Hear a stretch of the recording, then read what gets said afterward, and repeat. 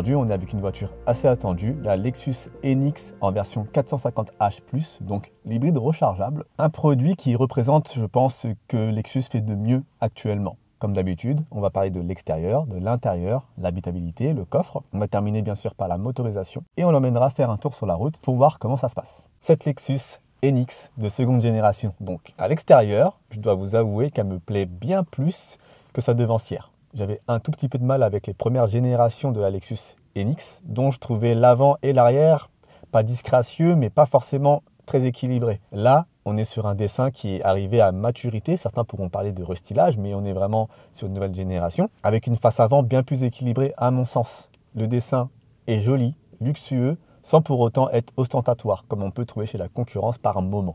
On a bien sûr la calandre en forme de trapèze avec de jolis inserts en noir brillant et la fameuse signature en virgule sous les optiques avant. Au niveau de l'arrière, c'est marqué par la présence d'un bandeau LED qui va rejoindre les deux optiques en son centre. De profil, on garde les proportions d'un SUV, on est quand même à 4,66 m de longueur, une voiture très très haute et avec, vous allez le voir, une position de conduite qui l'est tout autant. Mais globalement, on est sur un design extérieur qui est bien plus réussi selon moi que la première génération, et avec une telle plastique, le NX peut maintenant sérieusement se confronter au Mercedes GLC ou au BMW X3 qu'il entend concurrencer. Et de pouvoir dire ça, ça me fait quand même pas mal plaisir. À l'intérieur, vous vous en doutez, c'est la grande classe. Lexus a construit un habitacle de très haute qualité, haut de gamme et extrêmement bien fini avec de superbes matériaux. On a du cuir noir et blanc sur cette finition F-Sport exécutive qui s'affiche à 80 500 € tout de même, mais on évolue dans une ambiance cousue et de très haute facture. L'habitacle est bien sûr dominé par cet énorme écran tactile de 14 pouces, mais l'écran est occupé en grande partie par les commandes de climatisation qui sont du coup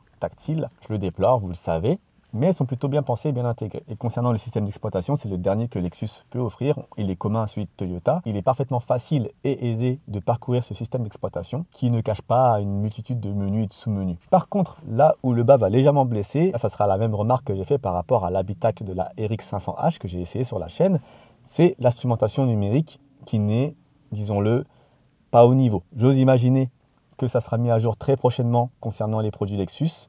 Je ne me fais pas de soucis là-dessus. En tout cas, l'écran est lisible, même si la définition manque un petit peu de piqué. Concernant le volant que j'ai en face de moi, il a des touches capacitives, tactiles, mieux intégrées que chez Volkswagen par exemple, mais qui peuvent parfois être un petit peu déroutantes. Toutes les commandes seront affichées sur l'affichage tête haute qui sera en face de vous. La position de conduite est très haute. Je sais qu'on est sur un SUV, mais ça reste quand même assez surprenant. Mais on est confortablement installé, sans aucun problème, et on peut avaler les kilomètres sans s'inquiéter du confort ou de la fatigue. La NX offre un empattement plutôt généreux avec 2,69 m et ça se retrouve lorsqu'on s'installe à l'arrière puisqu'on a beaucoup de place aux genoux et d'espace entre notre tête et le plafond. Les sièges sont très confortables, le tunnel de servitude est plutôt bas, donc la place du milieu sera exploitable. Des adultes pourront voyager très confortablement, 3 enfants aussi. Les fixations ISOFIX ne sont pas cachées derrière un cache mais directement visibles et on aura notamment en termes d'équipement, les sièges chauffants à l'arrière et 2 prises USB-C pour charger les appareils. Au niveau du coffre, on aura 549 litres de contenance, donc c'est largement suffisant, c'est très correct, en sachant qu'on est sur une hybride rechargeable et que le surplus de batterie aurait pu gréver bien plus la capacité de ce coffre. Et au niveau de la motorisation, on est sur un bloc qu'on connaît puisqu'on ne l'a pas encore testé, mais on l'a vu lors de mes essais chez Suzuki, notamment avec le Suzuki A-Cross. On a donc un bloc hybride rechargeable sur une base thermique qui s'appuie elle sur un 2,5 litres 4 cylindres. L'ensemble va produire 309 chevaux. On aura un moteur à l'avant, celui-ci, et un autre moteur à l'arrière. On est donc sur une transmission intégrale. Malgré les 309 chevaux, on fait confiance à la technologie hybride de Toyota et Lexus pour nous offrir des consommations dignes de diesel. Ça nous promet, via la boîte typée CVT, une douceur de conduite assez incomparable et surtout des consommations maîtrisées avec une puissance plus que convenable. Mais on va vérifier ça sur la route, et ça tout de suite. Et bienvenue à bord de cette magnifique Lexus NX 450h+. Et je dois dire que même si c'est un SUV, j'apprécie beaucoup ce qui s'est passé à son volant sur ce week-end où j'ai pu la voir. J'ai eu la chance de la conduire. Quand même rappeler que ce que je vis est sacrément, pas chanceux, mais c'est un privilège de pouvoir essayer des voitures tous les jours. Si on va commencer par les suspensions, malgré la finition F-Sport, on est sur quelque chose de très doux, très avenant. On est sur des suspensions adaptatives.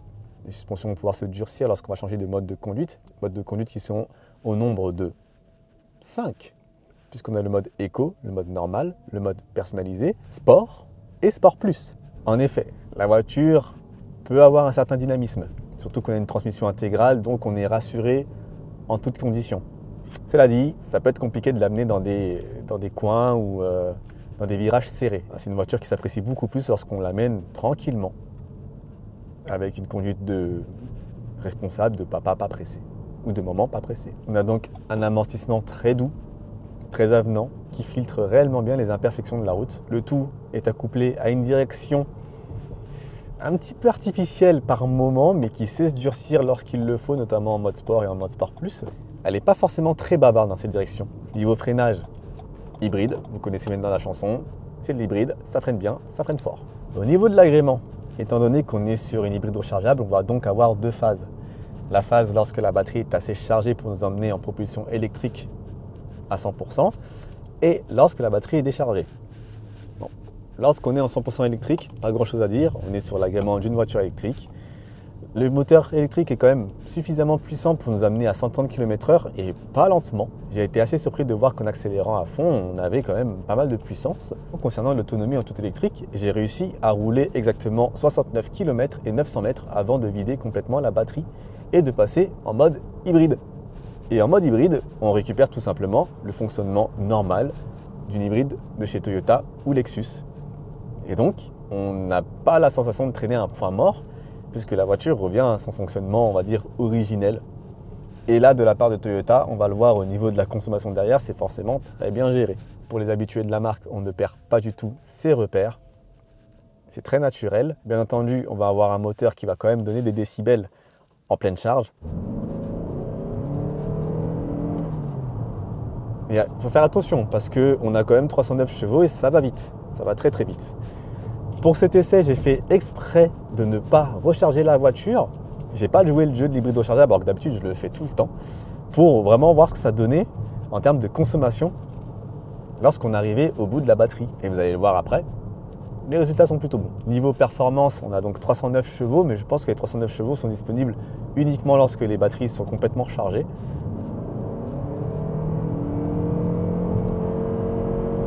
Ouais, je ne saurais pas vous dire la puissance disponible qu'on a lorsque la batterie est déchargée. Mais qu'importe ce qu'on lui demande, qu'importe notre comportement avec, la voiture saura répondre quasiment au doigt et à l'œil. Mais réellement, c'est lorsqu'on la conduit de manière coolée qu'elle s'apprécie énormément.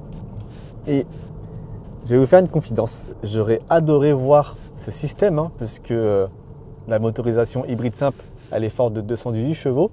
Elle partage ses entrailles avec la Lexus ES, la dernière berline disponible en Europe, hors Lexus LS et LC qui sont des voitures d'exception. Je pense que les VTC et les taxis auraient adoré avoir une version PHEV de la Lexus ES. Le plus intéressant, ça va être la consommation. Au-delà des 70 km que j'ai parcouru en tout électrique, ce qui nous a donné une consommation de 20 kWh au 100 km, depuis que la batterie est déchargée, je tourne sur une moyenne de 6,2 litres au 100. Pour 309 chevaux, ça reste tout à fait correct. Bien entendu, sur autoroute à 130 km/h, ça sera beaucoup plus élevé. Il faudra compter du 7,5 litres au 100, du 8 litres au 100.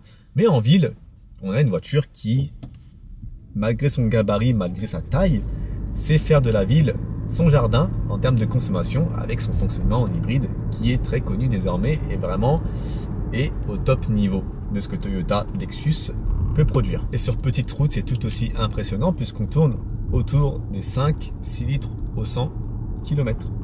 Donc, consommation impeccable. Après, au niveau de l'équipement, ça va être complet, j'ai déjà expliqué dans la présentation intérieure, mais au niveau des aides à la conduite, c'est sur ça que je vais me concentrer. On va avoir un tas d'aides à la conduite qui vont être paramétrables via l'écran tactile. On a notamment le système de pré-collision, l'aide au changement de voie sur autoroute, l'aide à la conduite proactive, l'alerte de circulation transversale avant et arrière.